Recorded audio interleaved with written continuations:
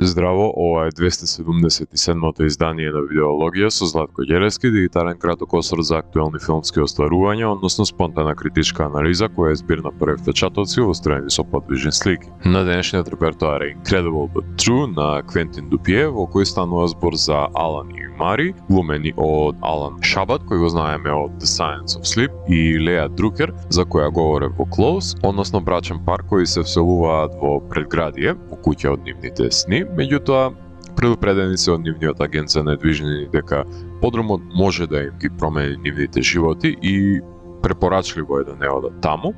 Предупредување кое се разбира дека ќе го занемарат во мигот, која ќе се гледаат дека подрумот има некоја необјаснива моќ да се поигра со времето, со оглед на тоа што возможува помладување на изгледот на сметка на губење на годините од животот во реалноста. Откако ќе биде поставена научно-фантастичната идеја за постоење на портал во подрумот во новокупената куќа, кој води назад во истата таа куќа, само 12 часа подоцна, оставено на ликовите и нивните темпераменти да одолеат или да се навлечат на забранетото знаење, односно да се изгубат во вртлогот на жртвување на сегашноста, само за да може да се врати назад минатот од 3 дена, константно занемарувајќи ја цената која ја плаќаат за нивната жртва, која радо би ја направиле за да побегнат од досадната и неисполнителна брачна функција, суетно трагајќи по младешките години од неповратното романтизирано минато, навлекувајќи се на младоста не баре наркотик.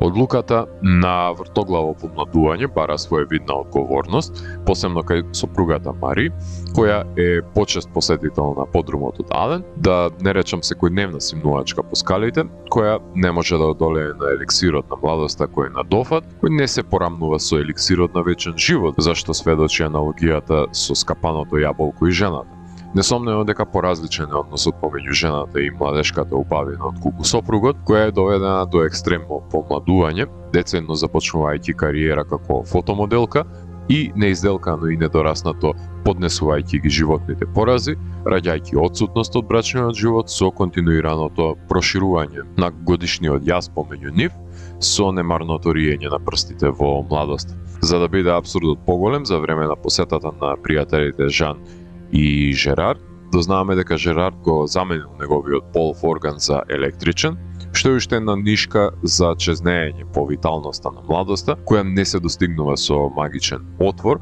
туку со електрично помагало кое води кон многу технички прашања за тоа како би се однесувала замената во неколку проблематични ситуации. Ама важно ќе може да се насочи по желба, се разбира, ако сите делови се исправни и има доволно струја во нега, или отворајќи го прашањето дали би работел ако не инсталирам последниот апдейт на мобилната апликација, или што ако човек го загуби мобилниот телефон или спонтано се самозапали како во случајот на филмот. Многу прашања кои би го загрижиле секој корисник на услугите од технички аспект, без да навлегуваме во филозофската страна на транскомунистичкиот дискурс и проблематика. Не е поштедена ниту супругата на Жерард од мечтањето по младоста, меѓутоа нејзиното зголемено либидо го заситува со сласта кон младите љубовници. Тие се за неја временска машина со која повторно ќе се чувствува млада и полетна, која ќе биде заменета во животот на Жерард со помладата јапонка, која од детерминираниот Жерард ќе биде заменета за друга и за друга и за друга, паралелно со автомобилите кои ги менува. Односно, секој од ликовите на свој начин се справува со застареноста, а Ален од последниот кадар може да воочиме дека се помирува со одминатите години, кај што може би се крие и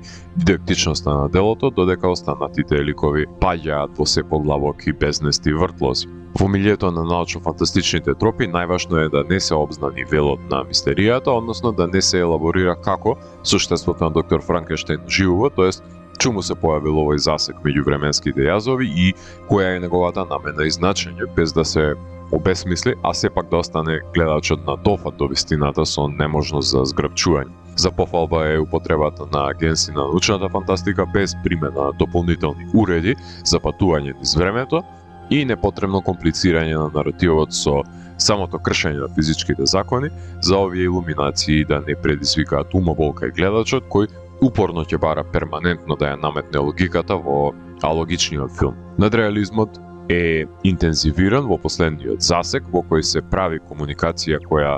ги крши координатите на времето и просторот и се финишира филмот со излишни кадри во природа. Во филмот доминира барокен менует на Сайзер, на Џон Санто,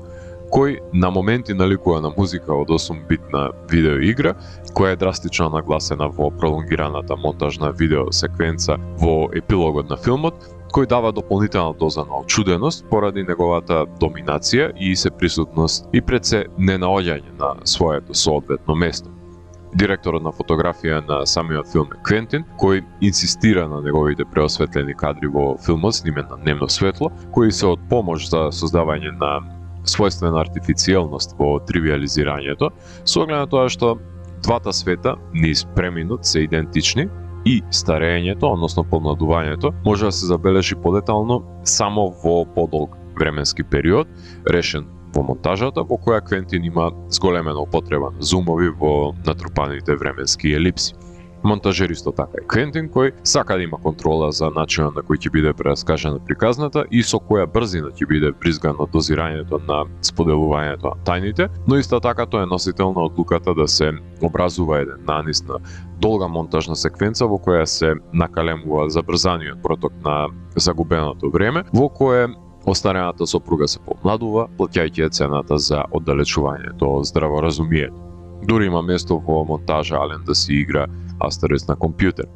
Будно ја следам филмската кариера на режисерот Квентин Дупие, односно мистер Уазо, од мигот кога реши од снимање на видеоспотови да се префрли на работа на филмови, со тоа што низ целата моја професионална кариера како филмски критичар сум ги рецензирал неговите филмови, дали во печатените весници или магазините, дали на веб порталите или во радио емисиите кои ги водам, но од необјасними причини ниту еден негов филм не е рецензиран во видеологија, што е историска неправда која 6 години по поставувањето на емисијата ја поправам, иако во еден миг се двоумев дали Дирскин да биде рецензиран тука или во Дансе Макабре и заврши таму. Квентиновиот израз е препознатлив по уникатните блесави идеи, кои се средиште на секое дело, најчесто се апсурдни, ирационални, надреални, секогаш проследени со комичност, затекнувајќи ликови во небрано кои најчесто осознаваат недопрени светови или непочувствувани сензации кои коренито им ги променуваат животите.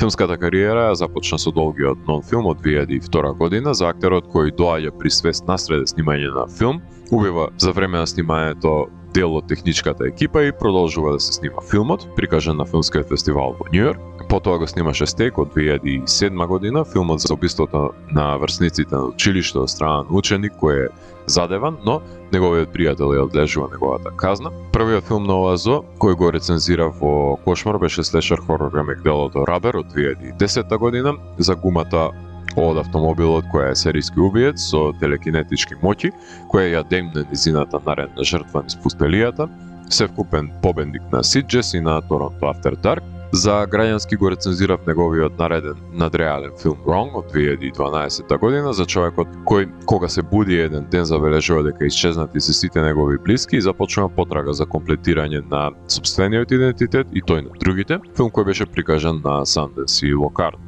Наредната година сними еден неквалитетен филм Wrong Cops за неспретните полицајци кои се обидуваат да отстранат мртво тело на човек кој не сакајќи го убиле, што иако на хартија делува комично, не е така реализиран, докажувајќи дека Оазо се троши кога работи филм за филм, година за година, па така не секоја идеја која ќе му падне на памет докажа овој филм дека е злато, иако беше награден во Брисел и прикажан во Локарно. Присуството на Мерлин Менсон во филмот го искористи за уште еден филм, односно краткиот Das Photoshoot, неговиот нареден долг реалити од 2014 година за режисерот кој има лимитирано време да најде мотив за неговиот филм од страна на продуцентот, кој ќе биде достоен за Оскар, кој беше прикажан во Венеција и награден на Сиджес. Во 2018 година ја сними комедијата Keep an Eye Out, уште еден филм за неспособни полицајци, овој пат смотани детективи кои го испрашуваат човекот кој наоѓа мртво тело во дворот на домот, сметајќи дека тој е виновен за убиството, награден во Монтреал и Сиджес.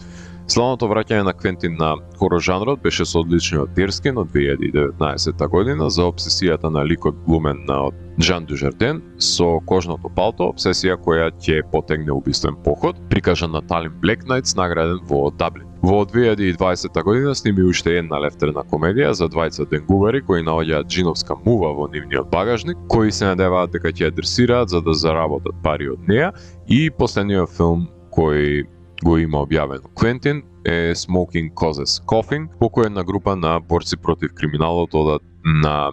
еднонеделен тимбилдинг во Спан центар пред да се вратат во борбата против криминалот, и двата филма се номинирани за Цезар и наградени на Сиджес. Квентин веќе има два нови филма во подготовка, односно Јаник, за лик која прекинува представата лекоку од публиката за да го привлече вниманието, кој имаше своја проекција во Локарно, и Дали, за француски новинар кој во неколку наврати се сретнува со сликарот Дали за да учествува во документарен филм кој никогаш не се снимал. Квентин има научено една животна лекција во поглед на времетраењето на неговите дела, од кои голем број, посебно успешните, не надминуваат 77 минути, што е идеално времетраење, сосема доволно за да се развие атипичната идеја, пред да стане досадна за гледачот, како во подолгите филмови, така што мислам дека си ја има најдено магичната формула, која работи во филмовите на Квентин, која исто така е применета и во Incredible But True. Сиромашно делува сюжетот на филмот, посебно недоволно искористено изгледа идејата за преминот, доколку не се разглобат подетално последиците на одењето низ порталот, кој доколку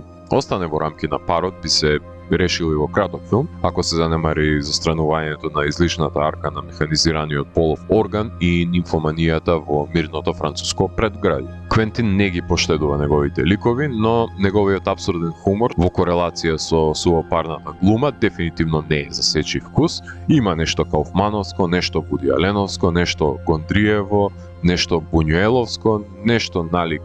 Спайк Джонс, но е во линија на американските модерни апсурдни потфати како Green Grass, Ham on Rye, An Evening with Beverly Loughlin и Dave Made a Maze.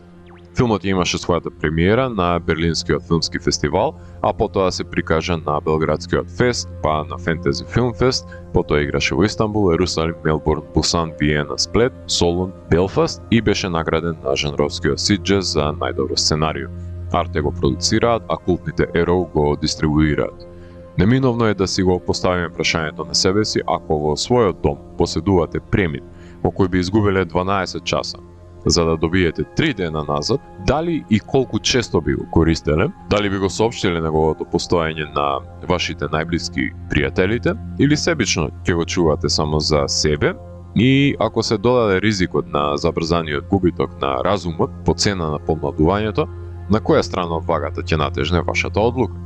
Што и да одлучите, има причина зошто забранетото знаење е забрането за човекот. Ако морам да го евалуирам, тогаш Incredible But True од мене има 4 од 5. Доколку ви се допадна 277-то издание на дигиталната архива Видеологија, лајкувајте го видеото, споделете го и следете го канал. Последнете и поснатите рецензии на виртуелната полица. И благодарам за вниманието. Поздрав!